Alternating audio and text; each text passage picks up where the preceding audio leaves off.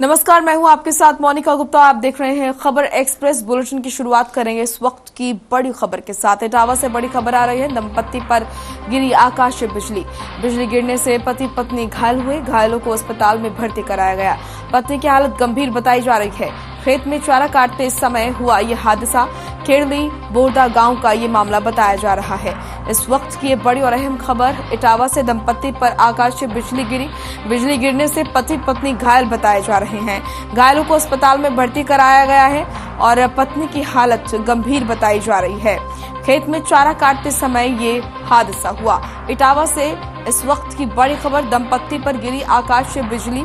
बिजली गिरने से पति पत्नी घायल बताए जा रहे हैं। घायलों को अस्पताल में भर्ती कराया गया। पत्नी की हालत गंभीर बनी हुई है।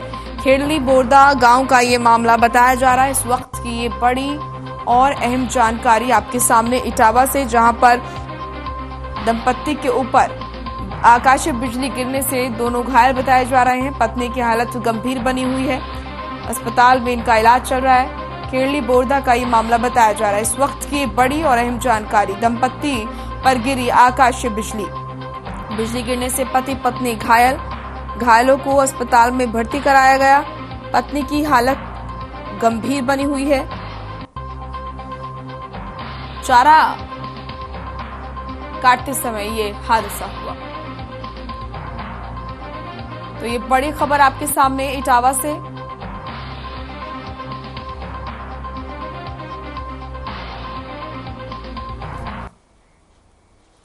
चलो एक और बड़ी खबर आ रही है कोटा से। कपड़ा व्यापारी को मिल रही धमकियां। अंतर्राष्ट्रीय नंबर से आ रही है व्यापारी को कॉल।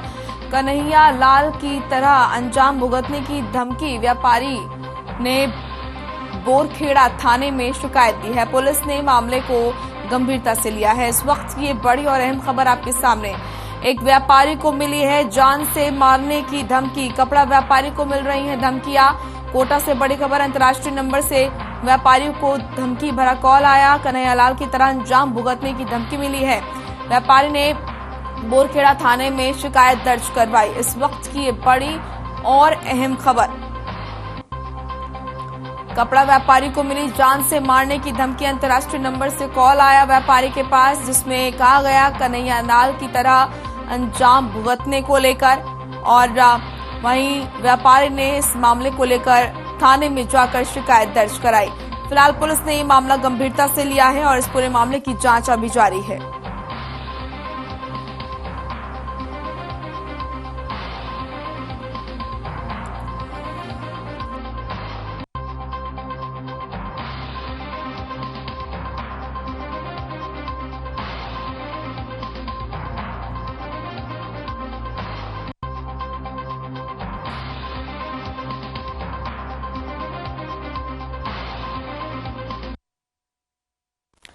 इटावा से बड़ी खबर आ रही है। बीजेपी कार्यकर्ताओं की हुई बैठक। सभी मंडलों के कार्यकर्ता जनप्रतिनिधि मौजूद रहे। विधानसभा चुनाव को लेकर हुआ मंथन। स्थानीय व्यक्तियों को टिकट देने की रखी गई बात। स्थानीय के अलावा बाहरी प्रत्याशियों का होगा विरोध। तो ये बड़ी और अहम खबर आपके सामने।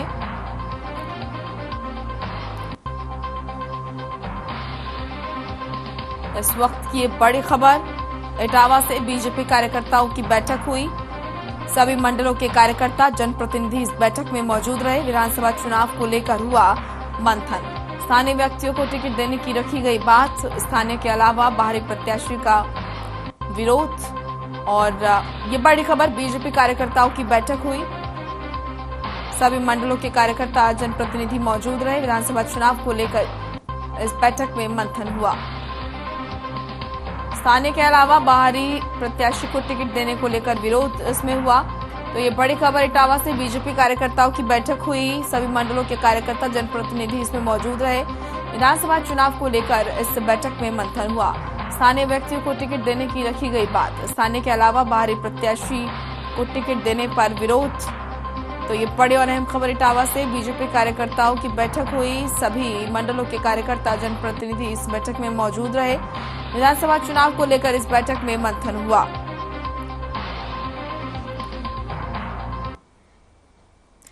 टोंक जिले में सार्वजनिक निर्माण विभाग का भ्रष्टाचार का मामला सामने आया है, जिसमें 10 जुलाई को ही सड़क और पुलिया का निर्माण हुआ था।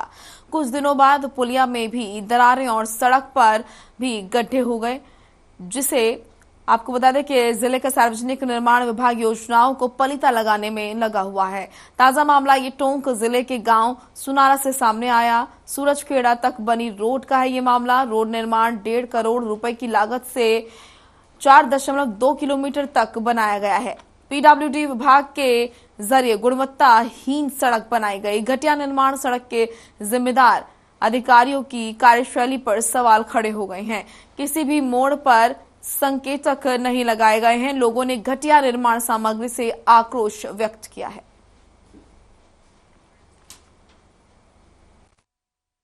सरकार सड़क बनाकर लोगों की राह आसान करना चाह रही है, वहीं दूसरी ओर सड़क बनाने के बावजूद किस तरीके से भ्रष्टाचार का मामला सामने आया है। ये मामला टोंक जिले के निवाई ब्लॉक के सूरजखेड़ा को जोड़ने वाला इस वक्त उस रोड पे मौजूद है। यहाँ की जो रोड के हालात है, अभी 7 या 8 दिन पहले ही जो रोड बनकर तैयार हुई है, उपयोगिता प्रमाण पत्र जारी हुआ है, उसकी अगर स्थिति के बारे में बातचीत करें तो यहाँ की रोड की जो हालात है हम आपको बिल्कुल बता सकते हैं कि किस तरीके से रोड है चुकी है। और ये बिल्कुल आप देख सकते हैं कि जो क्वालिटी दी जाती है, किस तरीके से जो हाथ से ही ये रोड उखड़ रही है। बिल्कुल आप देख सकते हैं जो रोड है जो बनाई जाती है, किस तरीके की क्वालिटी है, ये आप देख सकते हैं टीवी स्क्रीन पर। किस तरीके से भ्रष्टाचार का मामला हुआ है इसमें और क्या हुआ है, ये सब कुछ आपके सामने बिल्कुल हम इसको बताते हैं। केवल ये हाथ से निकल करके आ रही है। ये स्थिति यहाँ के रोडों की है। हालांकि जो लोग हैं, स्थानीय लोग हैं, उनका कहना है कि जो रोड बनाई गई है उसमें घटिया सामग्री का उपयोग किया गया है, जिसके चलते कुछ दिनों बाद ही रोड टूट चुकी है। अब देखने यह होगा क्या प्रशासन की आंखें खुल पाएगी, क्या इस रोड का दोबारा दोषियों के खिलाफ कार्रवाई होगी, ये आने वाला समय बताएगा। स्थिति रोड तो बनाई सही, परंतु इन्होंने कम मटेरियल लगाया और सामान कम डाला। सही बरसात में, इसी बरसात में अभी बनी है, अभी कैसे चलेगी ऐसी रोड। ऐसा भी अभी बनी थी नई रोड और ये जगह जगह से टूट चुकी है और इसकी कृपया आप जांच करें। ये जगह जगह से टूट चुकी है और ये जल्दी से जल्दी इसकी कार्रवाई की जाए।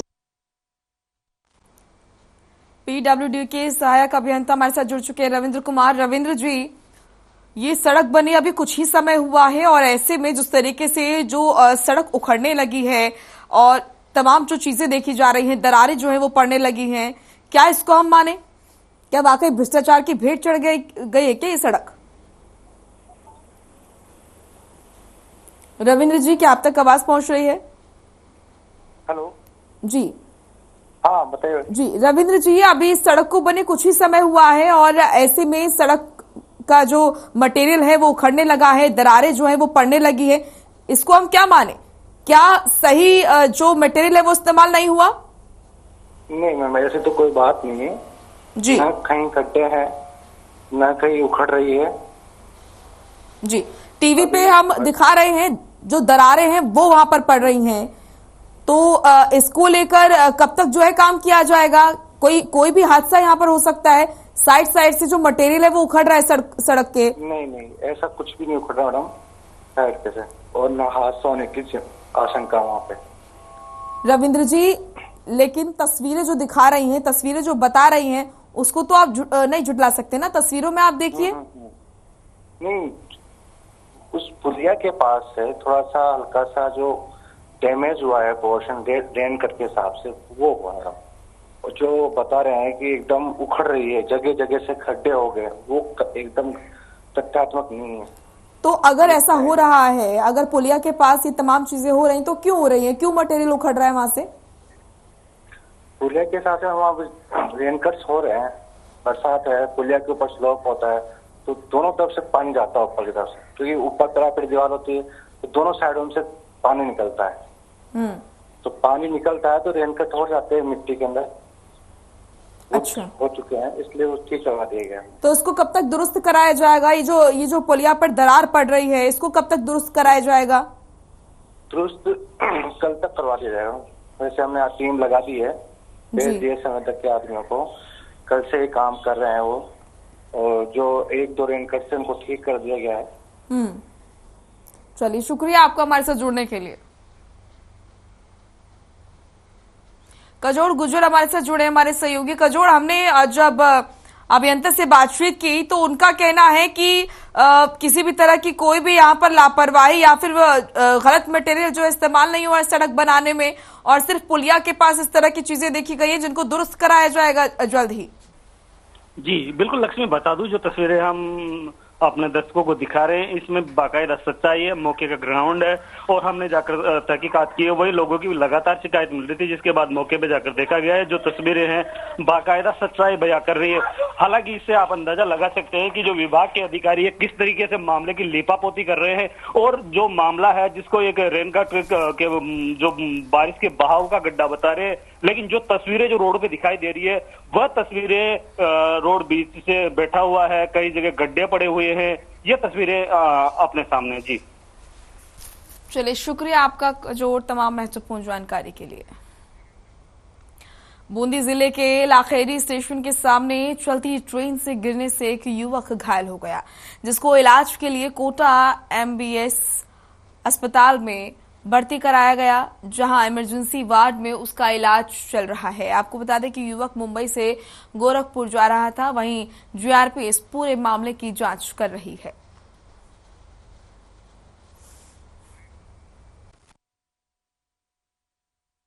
ट्रेन में चढ़ने के लिए आए थे और पड़ गए नीचे। कहाँ गिरे थे, कहाँ जा रहे थे? ये गोरखपुर जा रहे थे, यहाँ गोरखपुर उत्तर प्रदेश जा रहे थे, और उसके जाने के चक्कर में वो गाड़ी में चढ़ने के चक्कर में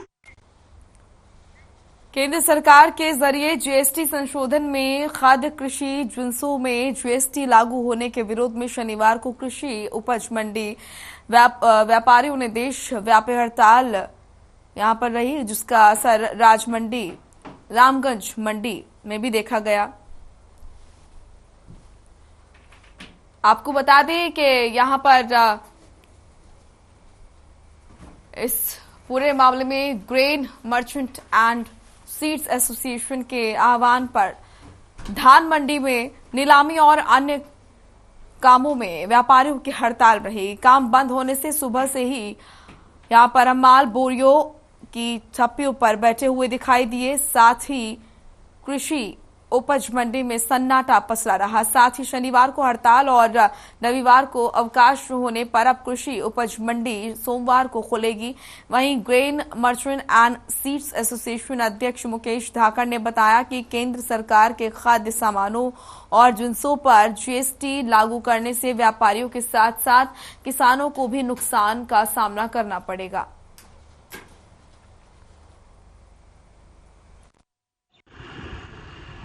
आने वाले 18 तारीख को इसका आटा, गेहूँ, दाल, चावल, गुड़ पर जीएसटी 5% कर दिया। 5% जीएसटी का मतलब है व्यापारी को नुकसान, किसान को नुकसान। जीएसटी लगेगा तो 500 गेहूँ का बाद। रावतसर के आसपास के क्षेत्र में बीते शनिवार को मूसलाधार बारिश से फसलों को काफी फायदा हुआ है। किसानों ने बताया कि लगभग यहां 10 अंगुल से ज्यादा बरसात दर्ज की गई है, जिससे फसलों को जबरदस्त फायदा मिला। वहीं यहां पर बारानी क्षेत्र में भी अच्छी बरसात होने से ज्वार बाजरा की फसल को फायदा मिला है।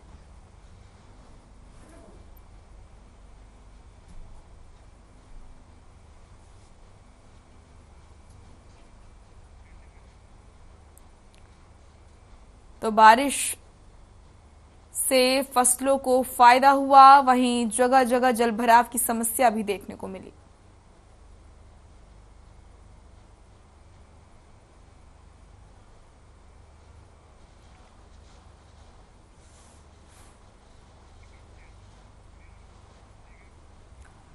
राजस्थान ब्राह्मण महासभा देहात की तरफ से जोधपुर कमिश्नरेट के कमिश्नर रविदत्त गौड़ का स्वागत किया गया। राजस्थान ब्राह्मण महासभा देहात प्रमुख महामंत्री दिनेश पिंटू सारस्वत ने बताया कि जोधपुर पुलिस कमिश्नर रविदत्त जी गौड़ ब्राह्मण समाज में ताल्लुक रखते हैं। राजस्थान ब्राह्मण महासभा देहात ने जोधपुर कमिश्नर रविदत्त जी गौड़ का स्वागत करते हुए सम्मानित करने के साथ ही उन्हें शुभकामनाएं दी। जोधपुर शहर महानगर में अमन चैन शांति बनी रहे, इसके लिए शुभकामनाएं मंगल कामनाएं करते हुए बधाई दी गई। ब्राह्मण समाज में बड़ी खुशी है कि जोधपुर कमिश्नर रविदत्त जी गौड़ की ड्यूटी वहां लगाने पर मुख्यमंत्री अशोक गहलोत का धन्यवाद किया।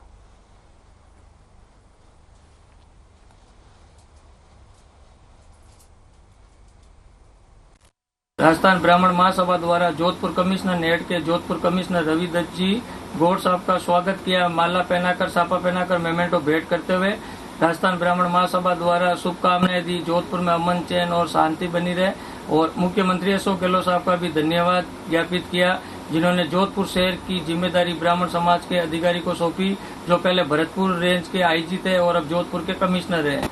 और ब्राह्मण समाज को भी सौभाग्य मुख्यमंत्री जी द्वारा मिला।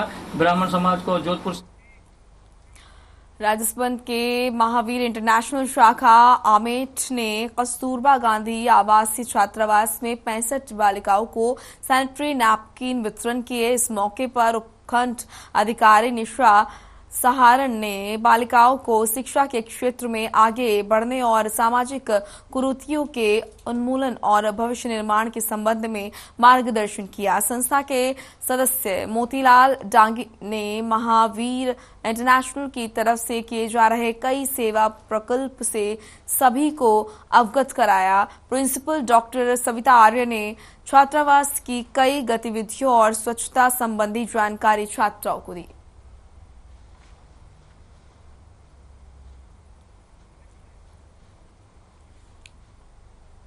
तो आप देख रहे हैं यहाँ पर उपखंड अधिकारी भी इस वक्त मौजूद रहे और महावीर इंटरनेशनल अमित में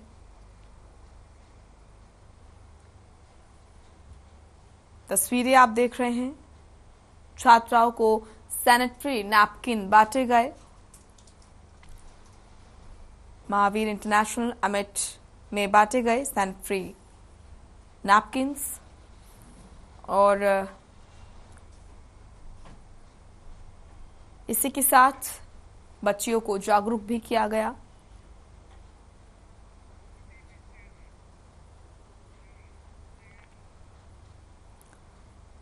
अराई के गांव मनोहरपुरा में ग्रामीण पत्रकार समिति की मासिक बैठक आयोजित हुई। बैठक की सरवार उपखंड के अध्यक्ष विजय पराशुर ने की। बैठक का आगाज अशोका का पौधा लगाकर किया गया। साथ ही समिति जीपीएस के हर पत्रकार को मीटिंग पर एक पौधा लगाने के बारे में यहां पर निर्णय लिया गया। मीटिंग में पत्रकार हितों पर चर्चा की और हर पत्रकार के सुख दुख में शामिल होने की बात कही गई।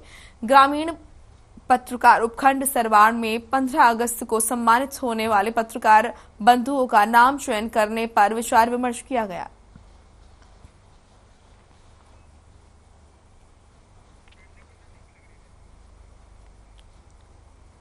तो पत्रकारों को बुलाया गया और सम्मानित करने के लिए किन किन पत्रकारों को का नाम देना चाहिए, इन तमाम चीजों को लेकर इस बैठक में चर्चा भी हुई। पौधा लगाकर बैठक की शुरुआत हुई। तस्वीरें आप देख रहे हैं। पत्रकार हितों पर ये बैठक हुई और इस बैठक में चर्चा हुई किस तरीके से पत्रकारों के हितों को लेकर क्या कुछ कार्य करने चाहिए, कैसे सहयोग करना चाहिए एक दूसरे का, इन तमाम चीजों को लेकर ये बैठक रखी गई। साथ ही साथ पौधा लगाकर इस बैठक की शुरुआत की गई।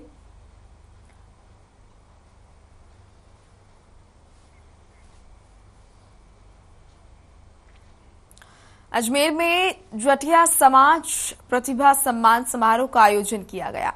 इस समारोह को अजमेर जटिया पंचायत ने आयोजित किया था। इस कार्यक्रम में बतौर मुख्य अतिथि पूर्व विधायक डॉक्टर श्री गोपाल बाहेती ने शिरकत की। डॉक्टर श्री गोपाल बाहेती महात्मा गांधी जीवन दर्शन समिति अजमेर के संयोजक भी हैं। वहीं कार्यक्रम को संबोधित करते हुए उन्होंने कहा कि उच्च शिक्षा पाने का लक्ष्य केवल निजी और सरकारी विभागों में उच्च पद पर आसीन होना नहीं है, बल्कि श्रेष्ठ समाज की रचना में सक्रिय भूमिका का निर्वहन भी करना है। इसके साथ ही उन्होंने कहा कि प्रतिभा सम्मान समारोह से छात्र छात्राओं में मनोबल की वृद्धि होती है। सम्मानित होने से उन्हें और भी बेहतर करने की प्रेरणा मिलती है।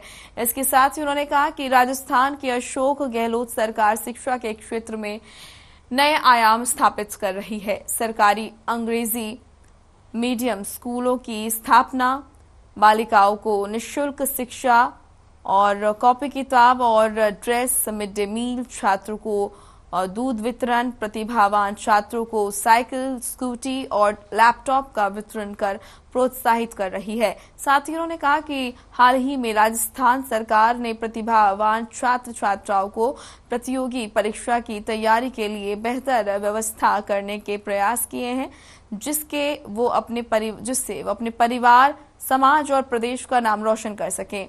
आपको बता दें कि यहाँ पर जटिया समाज की 8वीं, 10वीं, 12वीं और स्नातक स्तर पर बेहतर प्रदर्शन करने वाले 65 छात्र छात्राओं को सम्मानित यहाँ पर किया गया। सभी प्रतिभाओं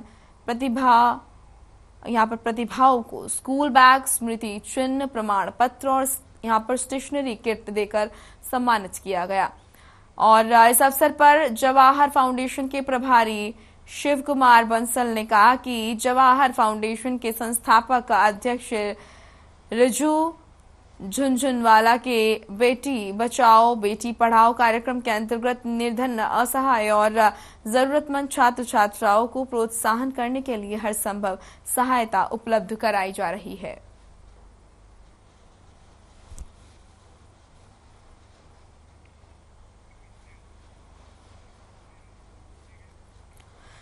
धौलपुर जिले के निहालगंज थाना इलाके की फल सब्जी मंडी में देर रात अचानक फल की दुकान में आग लग गई।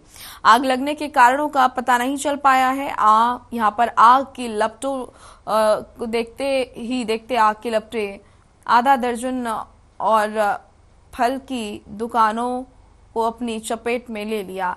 रात में आग की लपटें निकलती हुई देख स्थानीय लोगों में अफरा तफरी और हड़कंप मच गया। स्थानीय लोगों ने आग की सूचना पुलिस और धौलपुर नगर परिषद को दी और वहीं सूचना मिलते ही दमकल की गाड़ियां और यहां पर निहालगंज थाना पुलिस मौके पर पहुंची। साथ ही धौलपुर नगर परिषद सभापति निशांत चौधरी भी मौके पर पहुंच गए और करीब 3 घंटे की कड़ी मशक्कत के बाद दमकल की 2 गाड़ियों में आग पर काबू पाया गया और आग लगने से 7 दुकानों में रखे फल और अन्य सामान जलकर खाक हो गए। मिली जानकारी के मुताबिक आग लगने से फल व्यापारियों को करीब 20 लाख रुपए का नुकसान हुआ है।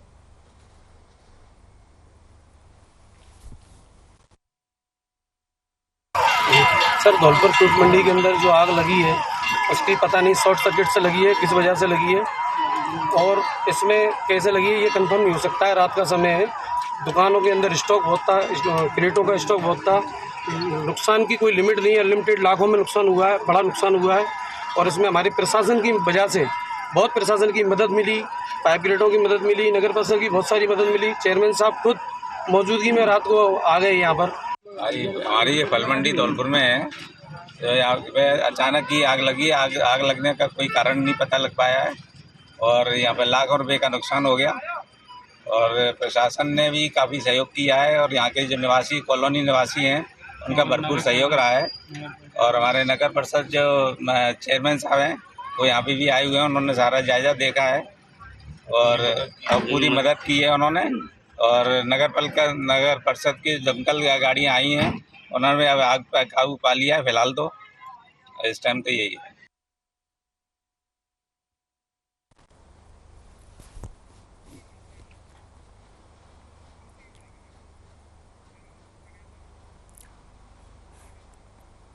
चलिए अब खबर कोटा से है, जहां नेशनल टेस्टिंग एजेंसी की ओर से देश की सबसे बड़ी मेडिकल प्रवेश परीक्षा आयोजित की गई। परीक्षा को लेकर देश भर में 497 शहरों में परीक्षा केंद्र और विदेश के 14 शहरों, वहीं राजस्थान के 25 शहरों में परीक्षा केंद्र घोषित किए गए थे। साथ ही कोटा में 34 परीक्षा केंद्र बनाए गए। इनमें 19,000 से ज्यादा स्टूडेंट एग्जाम दिए और सेंटर पर सीसीटीवी के माध्यम से दिल्ली में सीधे अधिकारियों की मॉनिटरिंग की गई। हर सेंटर पर एनटीए के ऑब्जर्वर और डिप्टी ऑब्जर्वर फ्लाइंग टीमें अलग मौजूद थीं। आज नीट की परीक्षा है। नीट की परीक्षा में इस सेंटर में 960 बच्चों का सेंटर है। ये 11 बजे से ही हमने एंट्री चालू कर दी है। एंट्री में वही है, बस एडमिट कार्ड, फोटो और एक ओरिजिनल आईडी, यही अलाउ की जा रही है और कुछ भी नहीं। सब तरह के आ रहे हैं, लेकिन इस बार थोड़े मोमडन समाज के 4-5 बच्चे आई हैं जो हिजाब कैरी करती हैं। उसमें थोड़ी समस्या आई है। प्रिंसिपल साहब ने उनसे फिर लिखित में लेटर लेके कि कोई भी दिक्कत आती है तो आप ही जिम्मेदार। कोटा से रीट की तैयारी करने वाली एक कोचिंग छात्रा ने फांसी का फंदा लगाकर आत्महत्या कर ली। मृतका बूंदी के मोहनपुरा की रहने वाली बताई जा रही है। इलाके में मकान किराए पर लेकर पढ़ाई कर रही थी। छात्रा ने अपने कमरे में पंखे से फांसी का फंदा लगाकर जान दे दी। आपको बता दें कि छात्रा आगामी 24 जुलाई को ही परीक्षा देने वाली थी, जिसमें पहले ही मौत को उसने गले लगा लिया। आत्महत्या के कारणों का फिलहाल अभी तक नहीं पता चला है, लेकिन संभवतः पढ़ाई को लेकर तनाव के चलते आत्महत्या करने की बात सामने आ रही है।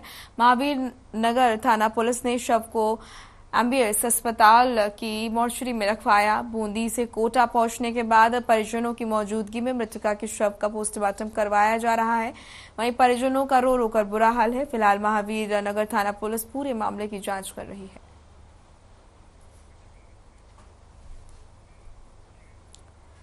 चलिए खबर एक्सप्रेस में इतना ही। आप देखते रहिए हर खबर। नमस्कार।